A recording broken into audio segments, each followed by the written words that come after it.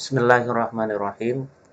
Hari ini kita akan membuat absensi untuk setiap pertemuan pada saat pembelajaran online. Oke, misalnya kita menggunakan Google Classroom.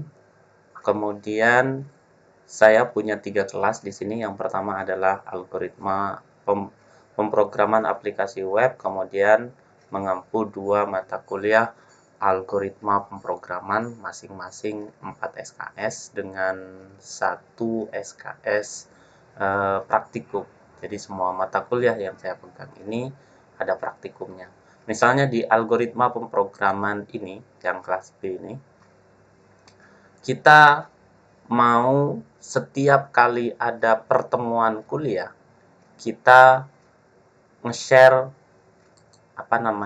materi kuliah. Kemudian setelah materi kuliah kita share, kemudian kita minta mahasiswa untuk melakukan absensi juga. Berikut tata caranya. Jadi di bagian classwork, di sini create, kemudian kita buat material. Ini materi yang mau kita bagikan kepada mahasiswa. Pertemuan 1.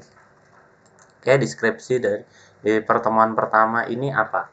Misalnya adalah membahas dan mereview ulang HTML, CSS, dan JavaScript. Kemudian kita menyertakan di sini, kita menyertakan materi pertemuan pertama kita. Misalnya, upload dari komputer, Kemudian di sini ada modul pemrograman aplikasi web, misalnya pertemuan pertama ini saya bagikan.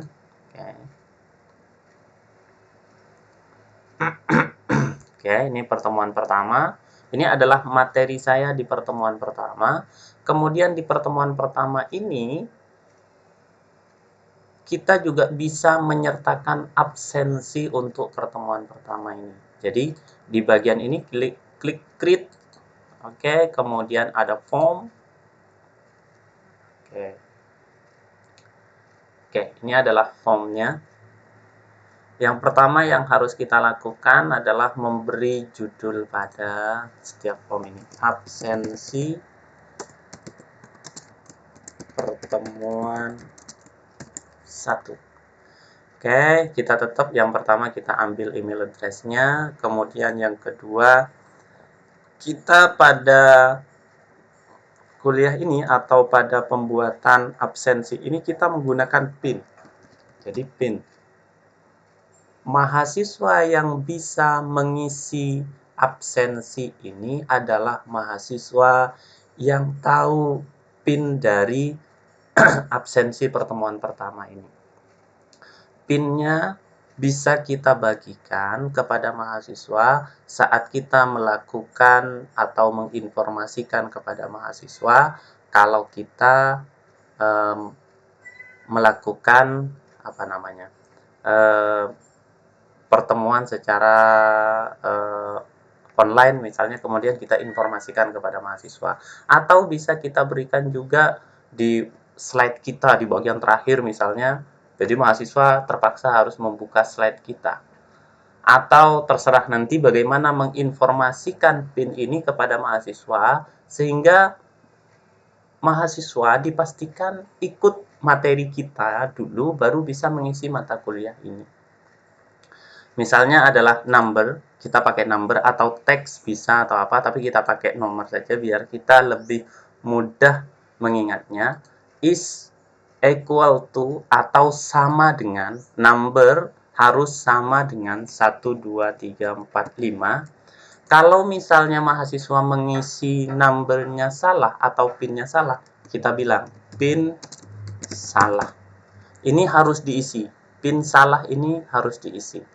Dan kita pastikan di sini adalah required atau harus diisi oleh mahasiswa.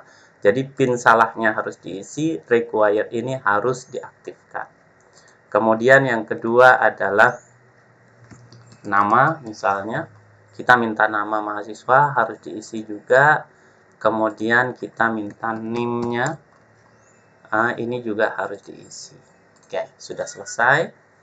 Nanti kalau kita mau lihat siapa saja yang mengisi absensi ini, bisa kita lihat di respon. Nanti ada berapa orang yang sudah merespon atau mengisi absensi kita ini. Dan kita bisa mengekspornya di sini, create spreadsheet. Ini bisa kita ekspor ke dalam bentuk Excel. Jadi ini adalah pertanyaannya. Oke, absensi pertemuan pertama sudah oke, judulnya sama. Oke, kemudian kita kembali ke kelas kita. Ini ada formnya. Kemudian kita post saja, langsung kita post atau kita jadwalkan. Kalau mau dijadwalkan ini di schedule, atau kita draftkan dulu, atau kita langsung post hari ini. Sudah.